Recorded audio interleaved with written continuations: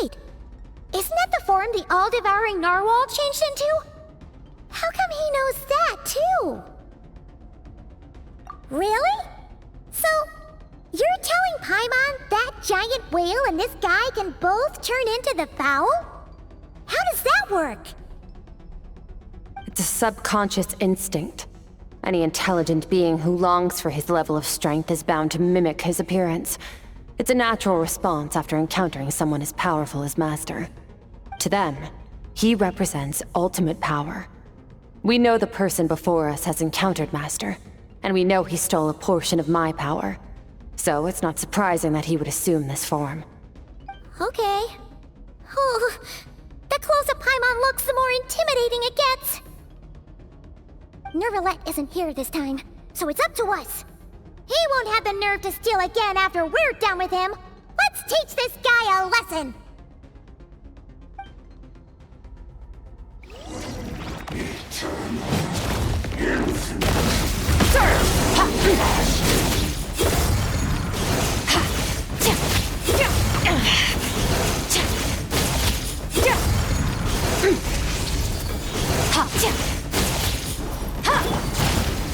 Water jet! Haven't forgotten your training, I hope.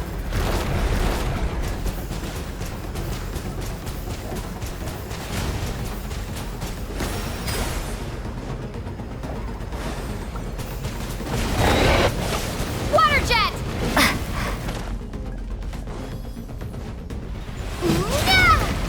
Go! Annihilate it.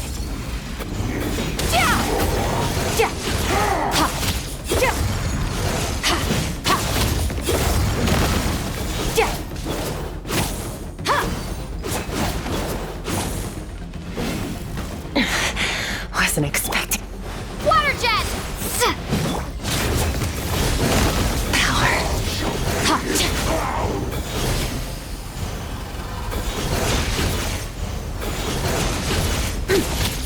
Go!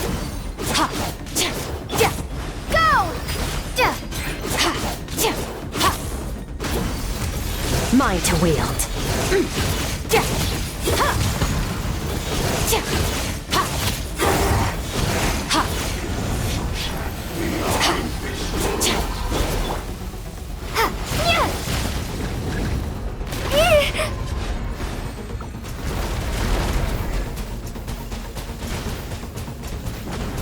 Water jet!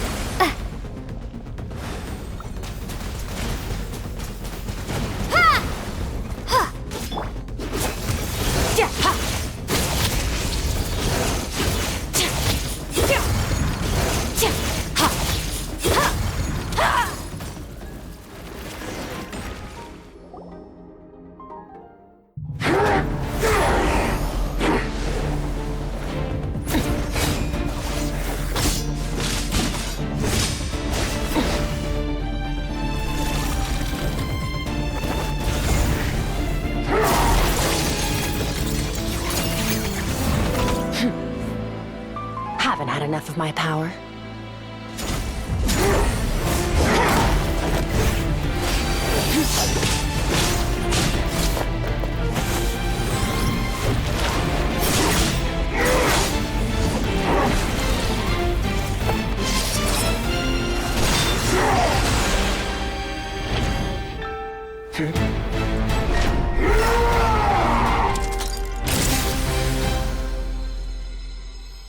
Well then, let's see how much more of this power you can handle.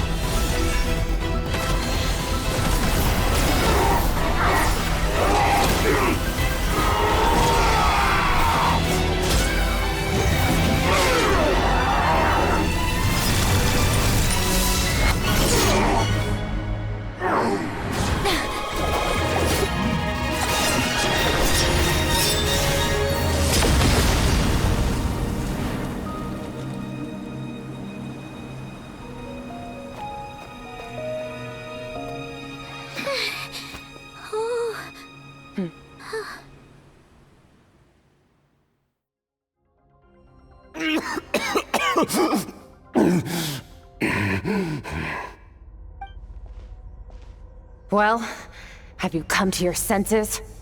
You saw that my body was at its limit. So, you deliberately channeled your power into me, knowing that it would destroy my shell from within. Such power, such keen battle instincts. So you must be...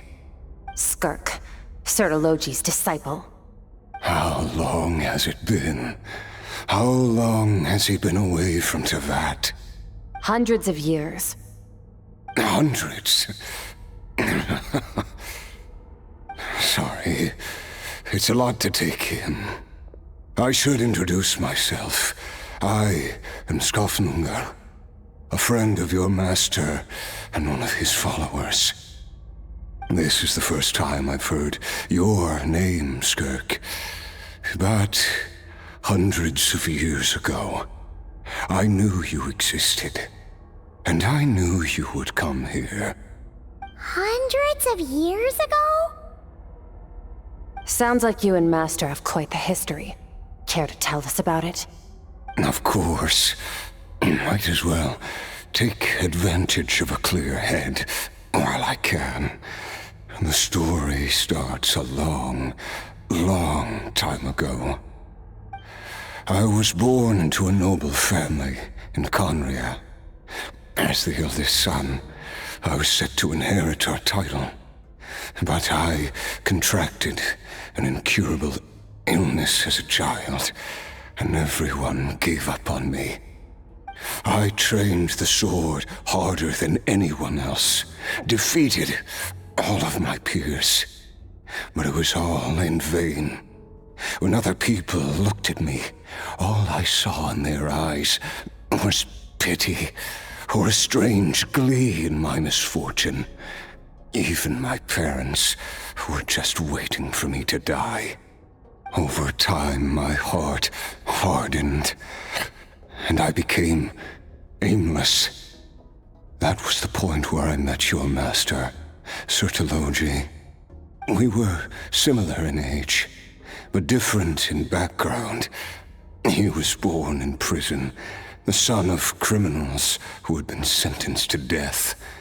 He spent his childhood wandering the streets, facing more criticism than the literary works in the Universitas Magistrorum.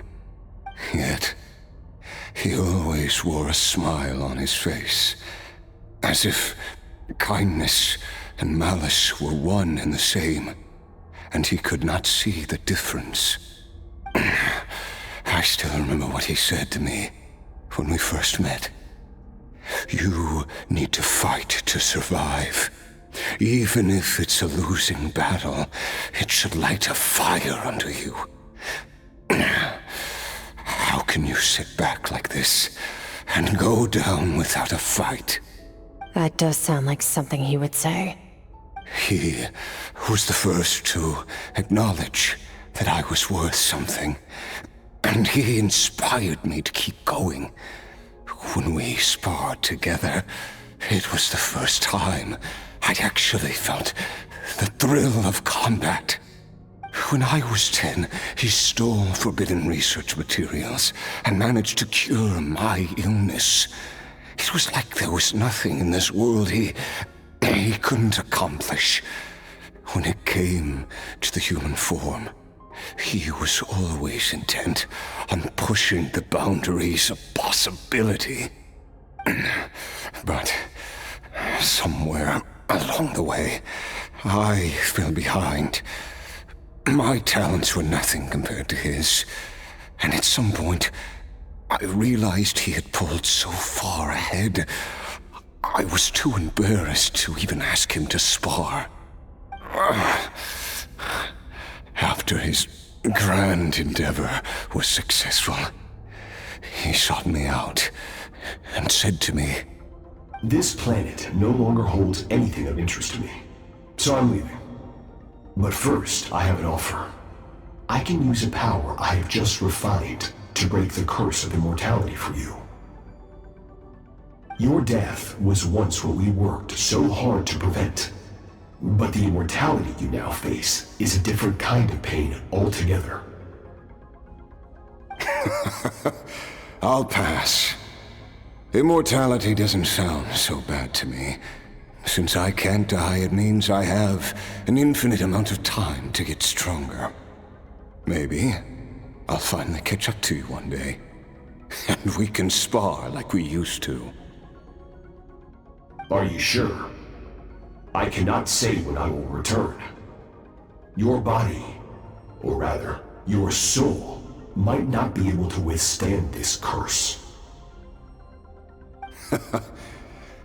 All I can do is try.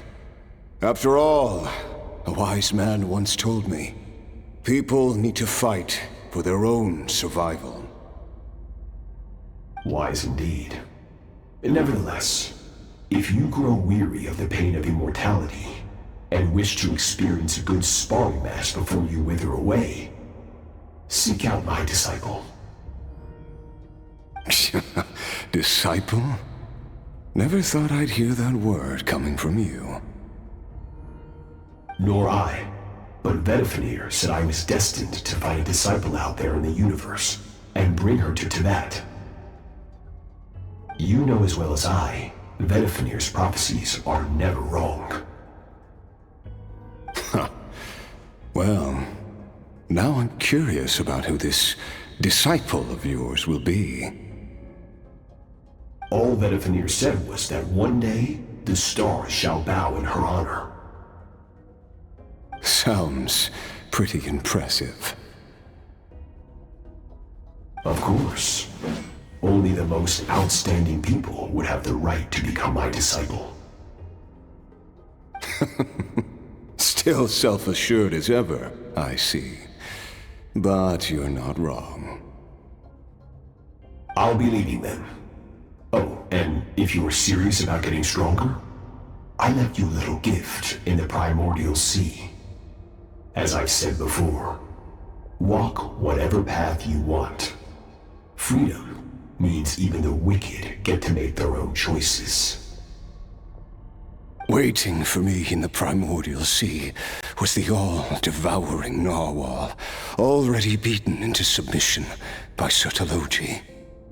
In its weakened state, I was able to cut off part of its flesh and sew it into my own heart. Your heart? That sounds like torture! How did you even survive that? Because, of course, I bear the curse of immortality. So, you used the curse to turn yourself into a vessel for power. Even with that whale's ability, devouring power like that is not something the human body can withstand. With your body and soul constantly at the breaking point, it was the curse of immortality that sustained you. But that is not the path to strength. You have to pour your heart into it, work for it, dream of it. Instead, you stole something that didn't belong to you, and it backfired. You're right. I should have known better, but I had already pushed myself to my limits, and he was still miles ahead of me. So I had to take a leap of faith. I miss your master. I miss the days when we were all together, troublemakers without a home. I don't regret the choice I made. But if you'll allow it, I do want to apologize. To both of you. After the beating we just gave you, I think we can call it even.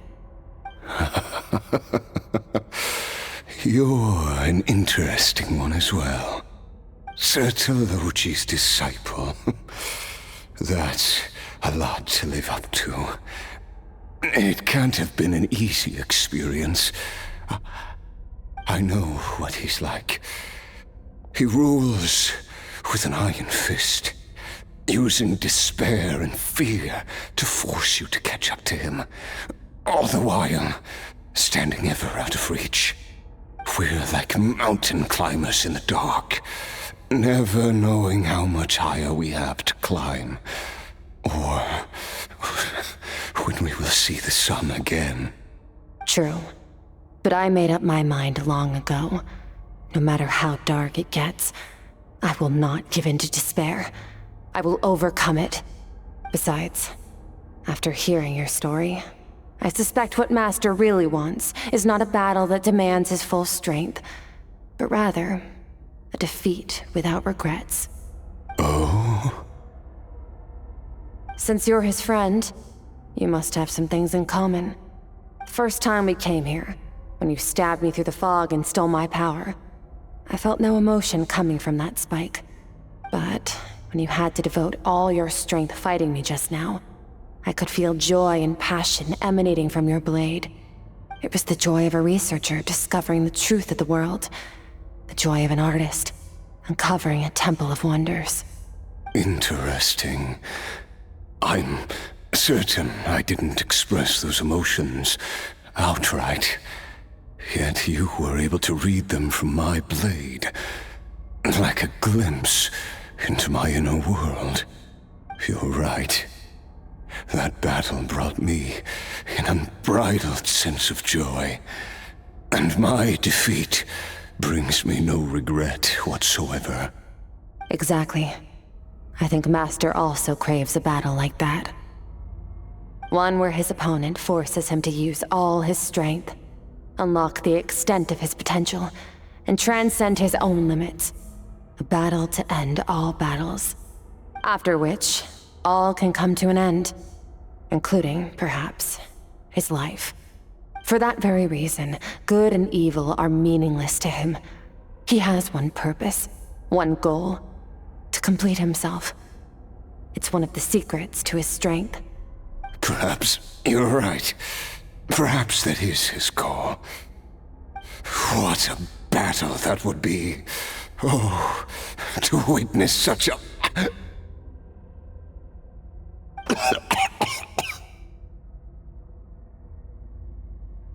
Are you okay? Too many different kinds of power are surging through my body.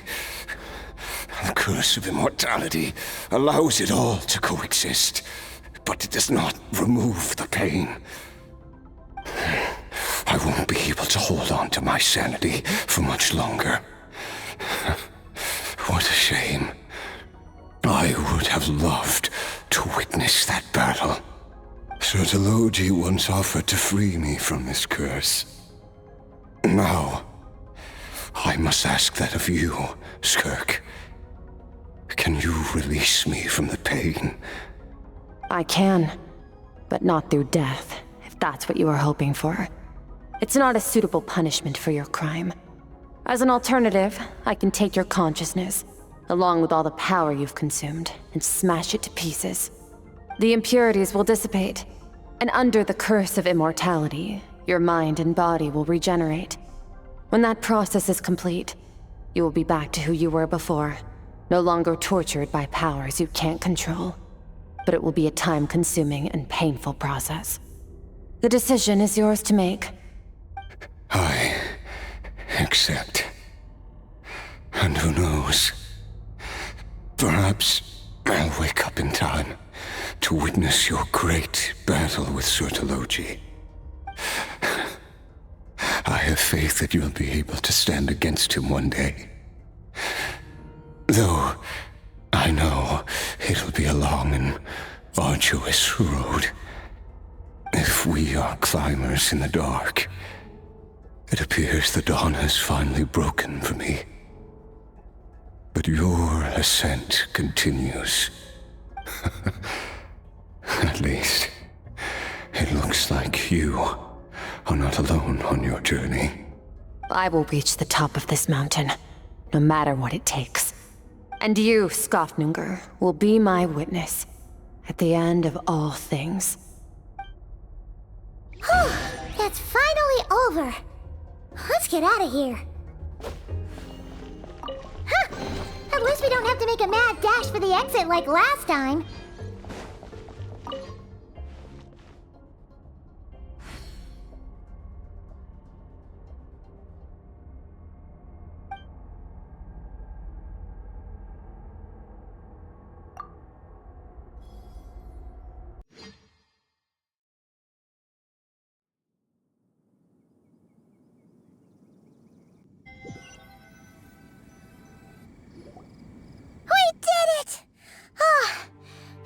been a few days, but it feels like forever. Once again, we've proved there's nothing we can't overcome. We're just that awesome.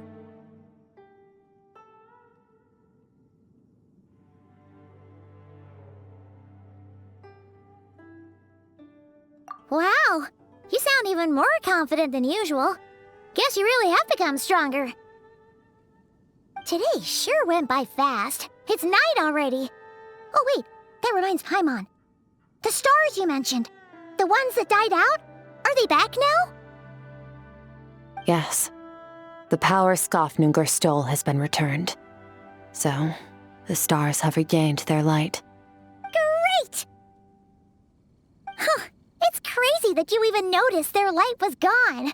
There are so many stars in the sky. If a few disappeared, Paimon definitely wouldn't be able to tell. I suppose it's because I have gazed upon this sky for centuries. The false stars, hanging in the meticulously planned sky, glittering with rotten light. It's not real. And yet, it is for that very reason that I can look upon it and enjoy the momentary peace it brings. Even the most beautiful of bubbles has to burst. We will return to the real universe one day, whether of our own volition or not. Time marches ever forward. Even the innocent and naive will taste life's bitterness. Yet through hardship, we grow until we learn to seize the sands of time for ourselves and uncover our true strength. Though we gaze upon a false sky, its vastness and majesty is palpable. One can only wonder, what is it going to take for kindness to reign supreme in the vast expanse of the universe? Ugh, this is all going over Paimon's head. But if she knows one thing, it's that the traveler always finds a way. Ever since we met, she has filled Paimon's days with happiness. No matter how tough things get, she always finds a way to make it better.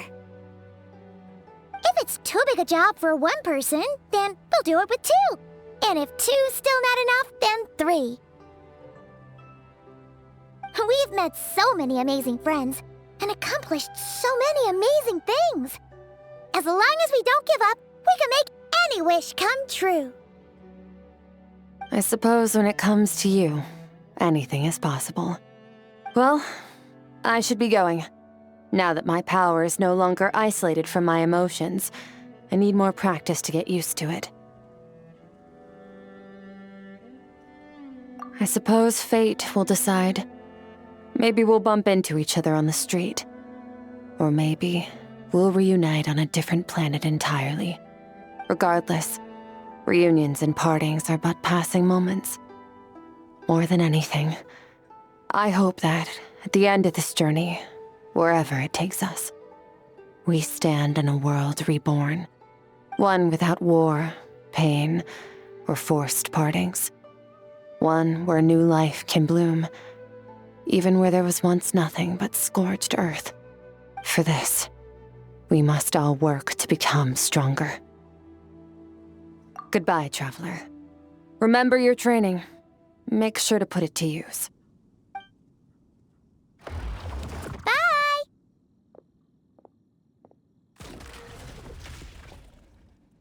Is it just Paimon, or is she being nicer than before? We definitely count as friends after all that, don't you think?